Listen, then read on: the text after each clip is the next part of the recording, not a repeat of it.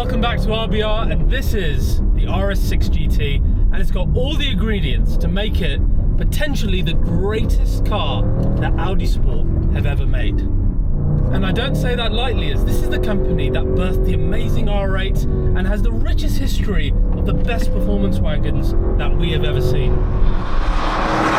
And the RS6 GT is by far the most extreme one that they've ever made. Custom carbon body, manual suspension, more noise than ever before, and probably the best engine that they've ever used.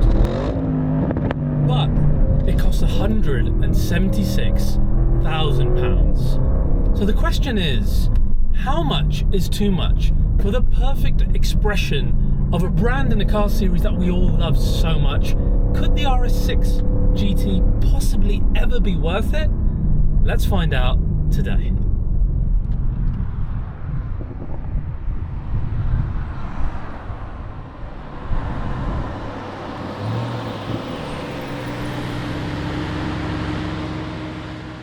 Now guys, before we continue that drive, let's first talk about the RS6 GT and what it brings to the entire RS6 story. And of course, that price tag. In the UK at least, £176,000. Can it ever hope to be worth that much? Well, let's first have a little bit of perspective, right? This is the last ever Audi Sport car of this type that is going to be a pure combustion car. And while there is an RS7 Avant due to replace this, that is undoubtedly going to be a petrol hybrid car. Next, it is of course a limited car with just 660 units worldwide. This is number 659, which is quite cool. And if you're curious, the UK got 60 cars. I say got because this car quickly sold out after our last video when this car was unveiled. So Audi customers clearly taking it very seriously. Then we come on to the changes that the GT actually brings. And the first one we must talk about is design. It's just, what, an RS6 with some wheels and a bunch of stickers on it, right? No, that's not actually right at all. Compare it directly to the RS6 performance, and you will see that, in fact, the entire body almost is bespoke to the GT. So you can see there with the front end, very, very different. You've almost got like a battering ram like lower part, and then these intakes completely different to our standard RS6. The grille's a bit slimmer but wider, and all in all it gives this effect of like a much wider, much more aggressive front end. Of course, you've got the carbon fibre bonnet, which looks fantastic, and you've got the exposed carbon element within the paintwork, which is great. But it's more the shape, it's more about the shape, those cuts within the bonnet that make it so special.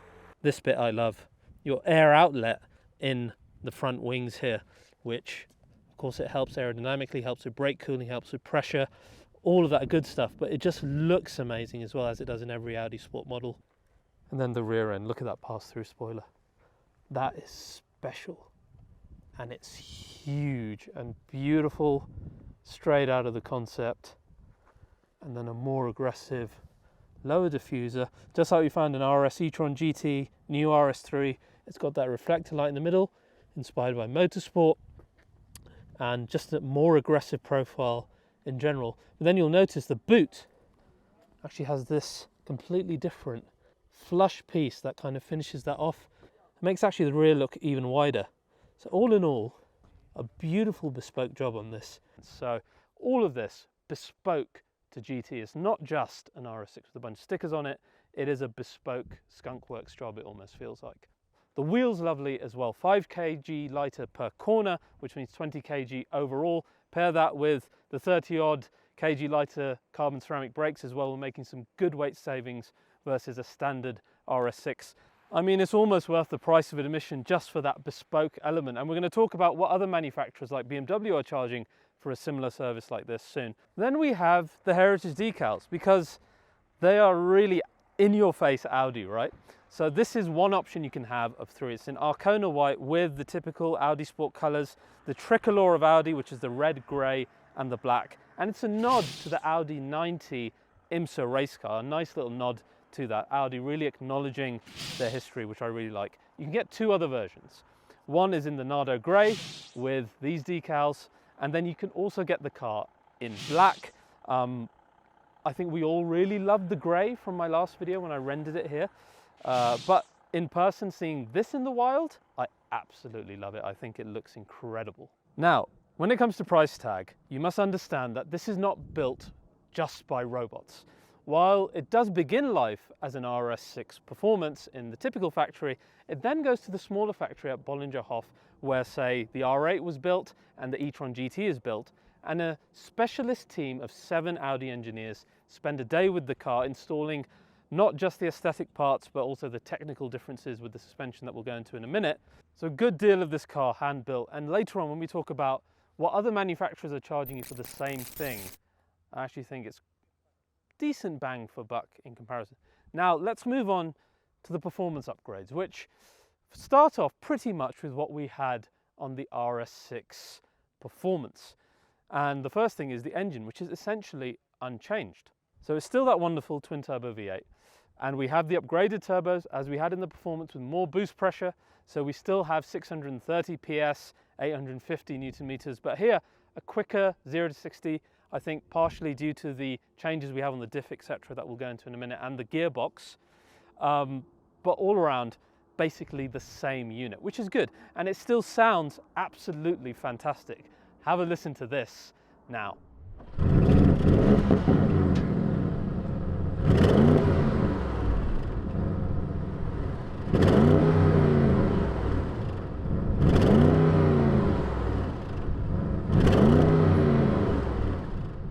So it sounds great, but believe me, when driving it, it sounds even better. That is then paired to a reworked 8-speed gearbox, which now shifts faster.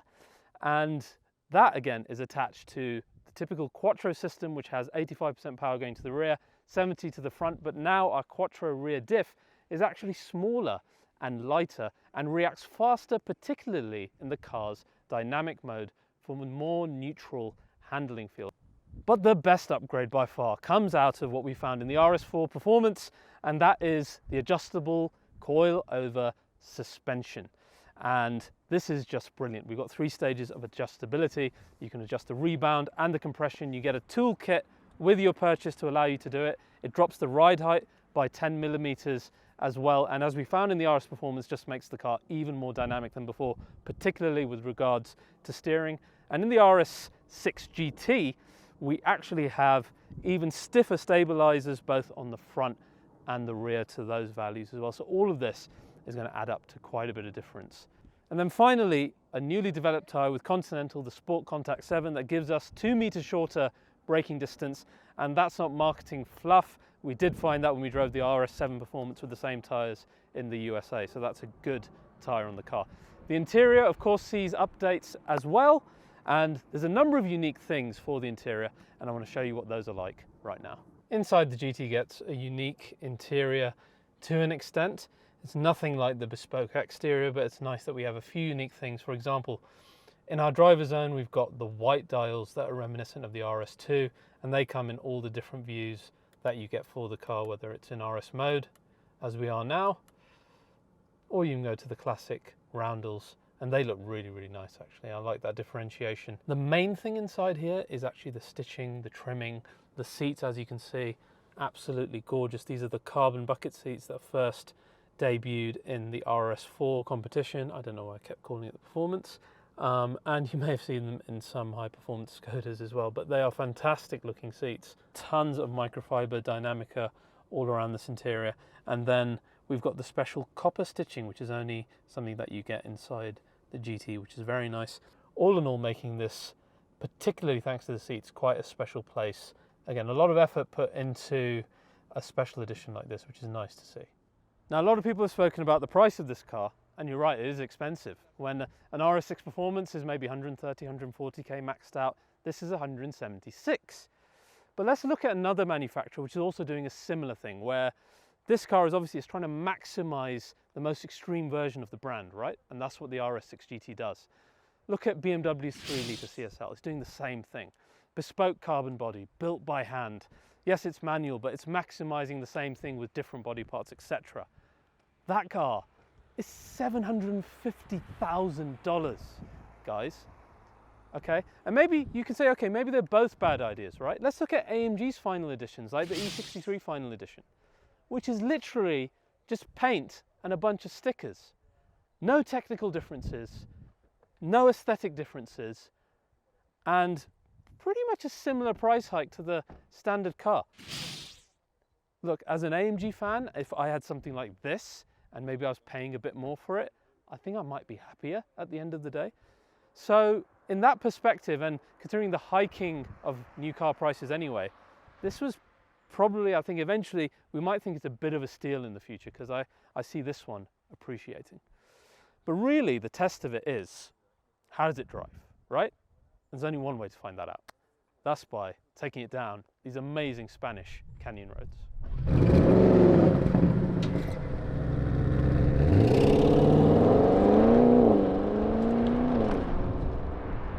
The great thing about the GT, the performance, and that 25-year RS4 is Audi Sport really rip all of the sound insulation out of these cars. So your first 100 yards in them, you're just smiling from ear to ear because they sound so bloody good. And it's not about the pops and bangs, it's more about the fact that you actually literally hear more coming in from the engine bay, from the exhaust outside, because of that lack of, you know, sound insulation. And it's lovely. And again, one of the first things I feel in this first little stretch of road is I am turning way too much, because this is so pointy compared to what I remember with the RS7, indeed of course the RS6 that we had as a long-term learner for a long time. I'm just turning too much, I'm overcompensating. This, wow, the turn-in is amazing. Like, it feels like a different car. It really reminds me of that RS4. It feels so nimble. On the speed. Sounds fantastic. The handling feels really great from the get-go. This is a good start. I mean,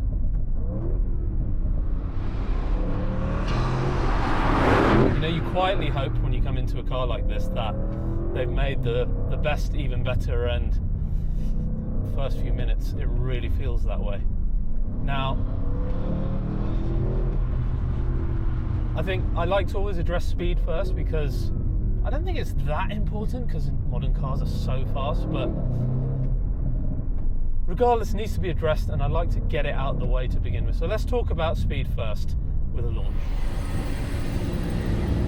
Right, let's see what this can do on a launch. Launch control program activated.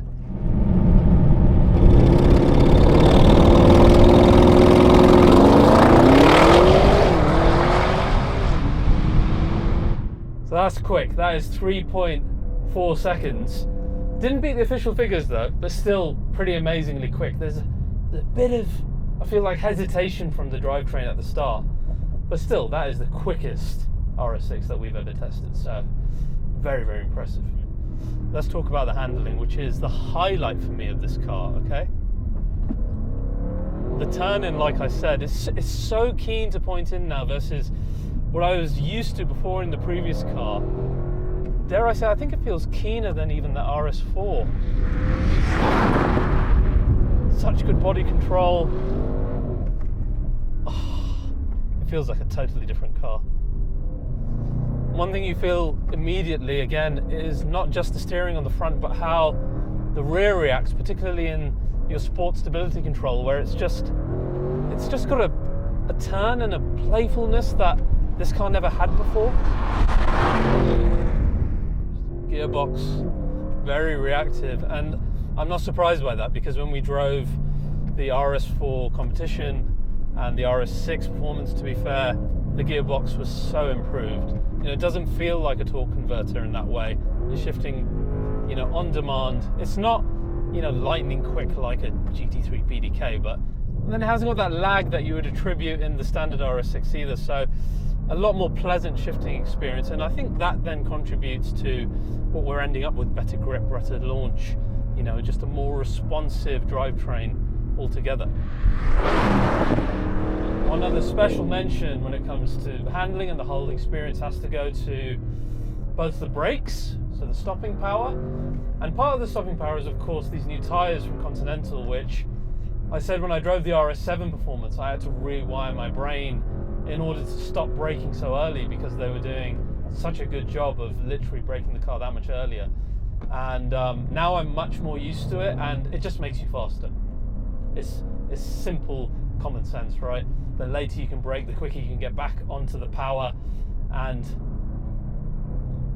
this car with the ceramics, with those Sport Contact 7s, you know, it's one of those things like the steering, which is so pointy that you do have to get your brain into gear and in sync with the car, and then you really get the benefits. So quick, sounds so good. That exhaust note, let's talk about the exhaust.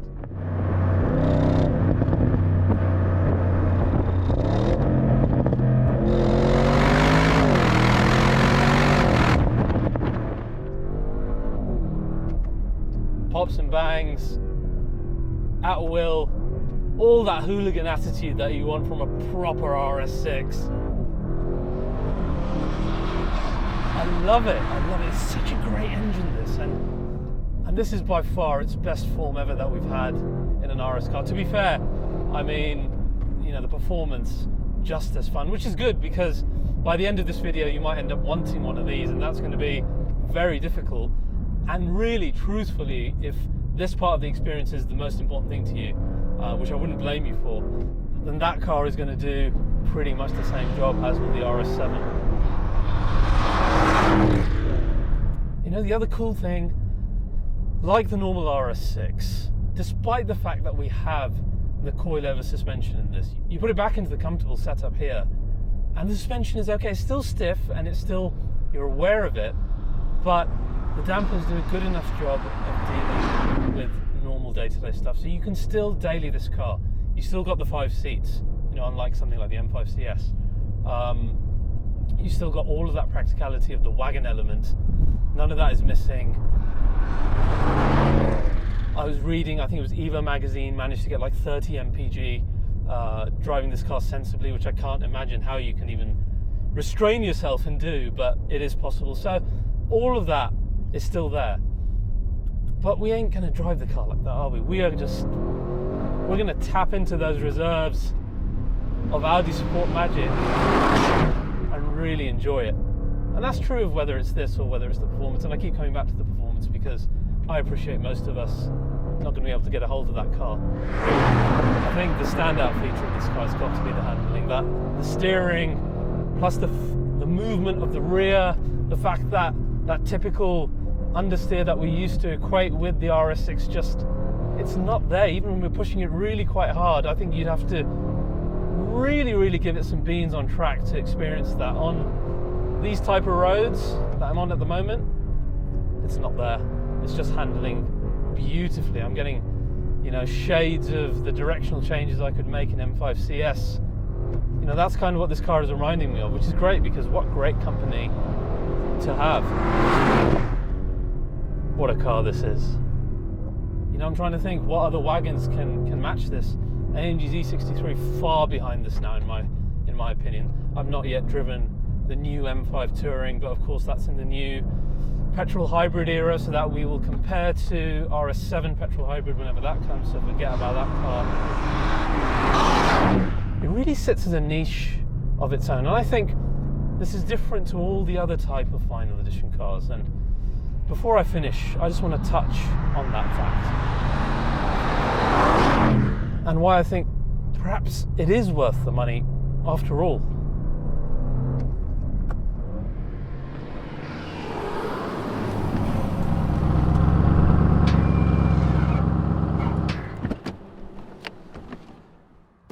The GT feels like more than just another final edition of a car. To me, it kind of feels like the culmination of all the Audi Sport cars that have come before it. This is Audi Sport returning to form, letting their hair down and making the craziest package possible before having to succumb to the suffocation of emissions and noise regulations that every single manufacturer in the future will have to adhere to. But this one will stand the test of time for being as crazy as it is. I mean, it ticks all the boxes of Audi Sport. It's a fast wagon, it's got an incredible engine, it's got hooligan attitude and envy-inducing rarity. And let's face it, not every Audi Sport superwagon has been perfect. They've all had some kind of chink in their armour, despite being extraordinary in their own way. But the RS6 GT isn't like those cars. There's literally nothing wrong with it. It's the super Audi. It's the perfect RS wagon, and I wouldn't change a thing about it. Not even that crazy price tag.